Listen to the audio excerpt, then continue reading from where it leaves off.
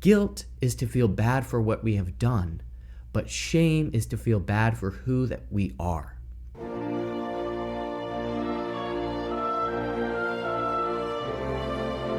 Hi, I am Brother Francisco Whitaker, and this is All Good in the Brotherhood.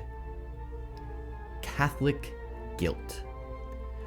You probably heard that phrase, maybe you even grew up hearing that, or as a Protestant, you've been told, oh, well, Catholics got this monopolization on making people feel bad because of all of the guilt that they impose on them for their sins. That's why they go to confession. They have to do that because of all the Catholic guilt that they feel. Or maybe even growing up, you were told over and over and over again, like, oh, you're bad for who you are or for doing this, and it almost became an identity. So there's this idea of Catholic guilt. But I kind of want to speak into that a little bit to show that guilt is not necessarily a bad thing. But what we have had in the church at times, or people in the church, is a guilt that has turned into shame. And there's a difference between the two. We should feel guilty about the things that we do wrong. To feel guilty is actually a sign that we have a conscience. The conscience is that inner voice, that inner place in which God speaks to us. It says in the scriptures that God has written his law upon our hearts. And it is the conscience that is that movement of that law upon us to feel bad for what we have done, that breaking of those commandments. We should want to feel guilty when we do things wrong, because that means that our conscience is still connected with the voice of the Lord. It still knows the difference between right and wrong, between good and evil. It's when we no longer feel guilty and we're able to just kind of do whatever, whenever, without feeling any wrongful consequence, that our conscience and that inner voice, that inner chamber of God has been numbed and silenced. So guilt isn't necessarily a bad thing. In fact, if people never felt guilty about anything, ever, then they would desire freedom and license to do anything. And that's what we're actually seeing in the world, is let me have total autonomy, total license to do whatever, because I don't feel that this is wrong. They have lost a conscience and therefore lost guilt. And so this idea of Catholic guilt becomes something that we disdain or hate because it's you telling me that what I've done is wrong even if I don't feel it. Well, that's where then the difference between guilt and shame. Guilt is to feel bad for what we have done, but shame is to feel bad for who that we are. So sometimes, if we're reminded of our sinfulness over and over and over again, or we're told all of these things are wrong, and we feel it, but we seem to be told not just that these things are wrong, but who you are is bad because of them, that moves us into shame. And shame is never a place Christ wants us to be. He calls sinners out for what they have done, but he never says who you are is evil, who you are is unlovable. He invites the person, but still says, go and sin no more, right? He forgives them so that they no longer feel ashamed and they no longer have to be guilty for what they've done. But he still tells them to go and sin no more, because sin, breaking the commandments and then feeling guilty, is part of the conscience. It's part of being in a relationship with God. But to be in a place of shame is to say, because of everything that I've done, I am no longer worthy of a relationship with God. I'm no longer worthy to be called your son, as the prodigal son says in the parable. I am no longer worthy of all of these things.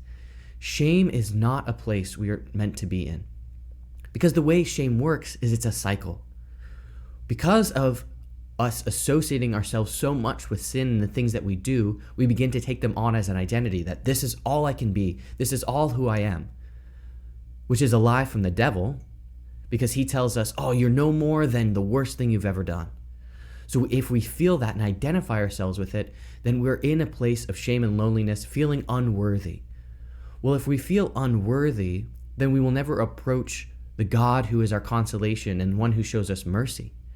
So staying in that lonely place of shame and hiding it from others and from God will bring us into such a loneliness. And in loneliness, we grasp out for any place of feeling an escape, any place that we can finally feel connected. And because we're used to sin as an escape, most of the time our shame leads us to sin again. Well, the problem is that when then we do sin, it's almost a reminder that, yes, this is all that I am. This is all I can be. And our shame deepens, and we're stuck back in that place of identifying who we are as the things that we do. Now, there have been times when maybe leaders in the church have taken the list of sins that we are supposed to avoid or the commandments we are supposed to do, and instead of being an invitation that holding to these things is a way for us to love God, and if you commit sin, though, return to his mercy, it is more of a condemnation that, oh, because you have done this, you are deprived of grace, or because you have done this, you're, unworthy. You've become all of these things. That is not what the church actually teaches. That is not the faith that Christ founded. So Catholic guilt, in and of itself, to feel guilty is not bad. But when we are condemning ourselves or condemning others for all the things they do and say, oh, because of this, you are evil. Because of this, you are bad. That is to put them in a place of shame. Freedom does not mean we are guilt-free. Freedom is to recognize our identity in the Lord, that we are sons and daughters. St. Paul speaks in Romans about the freedom of the children of God. That is not a freedom from feeling guilty and a freedom from having a conscience. It is a freedom for living for others and a freedom for living in our identity in the Lord. And when we live in identity as a son and daughter of the King, even if we commit wrong, we know that we are still able to be loved and received back into the embrace of the Father, who is looking for us from afar. He is watching us to come back to him and embraces us. The father in the story of the prodigal son kills the fattened calf and says, my son has returned, right? He doesn't say anything else. He doesn't say this wretched man, this sinner, this guy who slept with prostitutes. My son has returned. So that we never lose our identity in the Father when we sin. Our guilt should spur us to return to him. Shame keeps us away. So instead of blaming other people or the church for the guilt that you feel, know that it might be a call from your conscience. But let us not slip into making it part of our identity. Our identity is only in the Lord. Rest in that, and we will live in the freedom of the children of God. Thank you for joining me today. I'm Brother Francisco. This has been All Good in the Brotherhood.